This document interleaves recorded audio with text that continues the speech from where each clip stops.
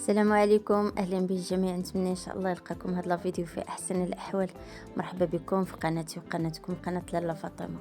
اليوم ان شاء الله غادي نحضر واحد غريبه ديال النخاله، كتجي شيشه روعه لذيذه وصحيه في نفس الوقت. غادي نبداو المقادير على بركه الله. عندنا هنا 5 البيضات، كذلك واحد ساشيه ديال الفاني، كاس ديال سنيده او كاس الا ربع، وكذلك عندنا الزيت كأس ونص. هنا غادي نخلطوا هاد 3 المكونات مزيان حتى كتذوب لينا ديك السنيده تماما، وداك البيض حتى هو كيتطلق معنا.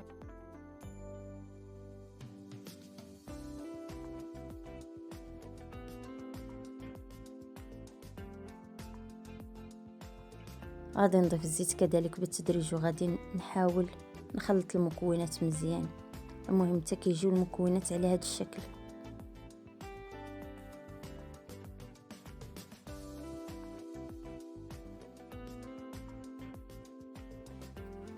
غادي نضيف هاد 3 ديال المكونات بما فيهم الكوك، الزنجلان اللي حمرته شويه، وكاوكاو اللي حمرته حتى هو شويه، نص تحميره ما كنحمروهمش مزيان.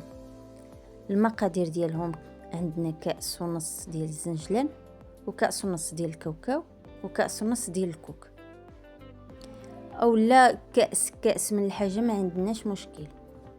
صافي خلطناهم مع المقادير الاولين.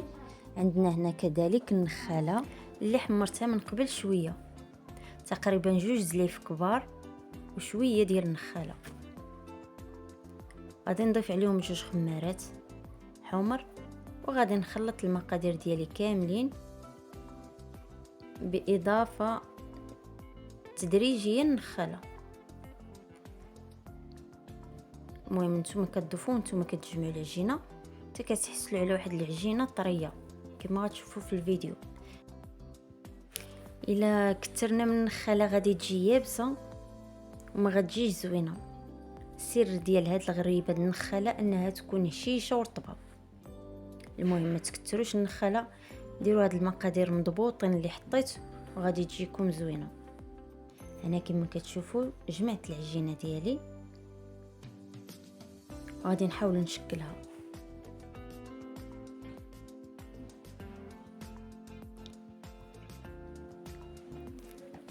عندي هنا ابيض البيض، وعندي السكر الثقيل اولا السكر كلاصي. غادي نحاول نشكل الحلوه ديالي على شكل غريبه وما نضغطش عليها مزيان، نحاول نشكلها بدون ما نضغط عليها، ومن بعد نغطسها في ابيض البيض اللي طربته من قبل والسكر الثقيل. غادي نخليوها تاخد شويه سكر ثقيل بزاف باش كيبقى مشدود عليها وكتجي في الشكل زوينه. المهم هنا غادي نرجع معكم للمقادير الاولين اللي ضفت من كل مكون كاس ونص، الا السكر ضفت منه كاس ما عامرش. هنا علاش ما ضفتش كاس ونص؟ بحكم غادي نردها في السكر الثقيل من بعد، فباش ما تجيناش حلوه بزاف بالنسبه للناس اللي ما كيبغيوش الحلوه الحلوه حلوه. المهم انا من النوع اللي ما كنبغيش الحلوه تكون حلوه بزاف، كنتفادى السكر كنتجنبه، كنبغيش الحلوه تكون حلوه.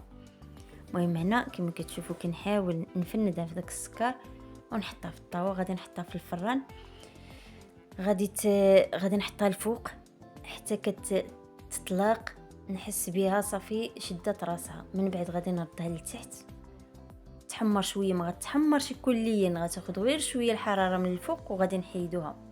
السر ديال هاد الغريبه باش تبقى هشيشه ورطبه انها ما طيبش نهائيا بزاف. المهم غادي تشوفوا معايا في نهايه الفيديو واحد الحبه قسمتها معاكم تشوفوا كيفاش حمرتها وكيفاش جات وكيفاش رطبه، ما تشبعوش منها. المهم نتمنى الفيديو اعجبكم وما تنسونيش من جميل دعواتكم. غادي نضرب لكم موعد في فيديو قادم ان شاء الله. في امان الله.